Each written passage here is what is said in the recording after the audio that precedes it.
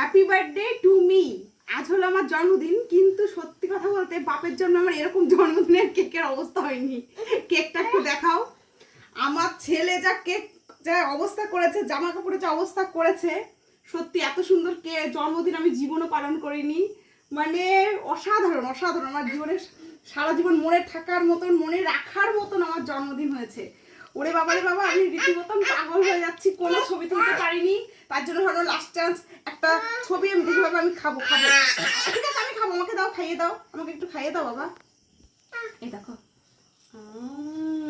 কে এত সুন্দর করে খাইয়ে দেয় বলো তো। আমি খুব হ্যাপি। বাবা একটু হ্যাপি বার্থডে বলে দাও। কেটে দাও, আর হবে না। দেখো কেকটার অবস্থাটা দেখাও,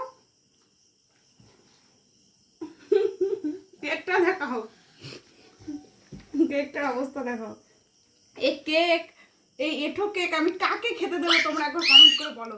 এই কেক কি কাউকে দেওয়া দেবে? ও শুধু কাটবে, নিজে খাবে আর আমাদেরকে খাবে, এই হচ্ছে কাজ।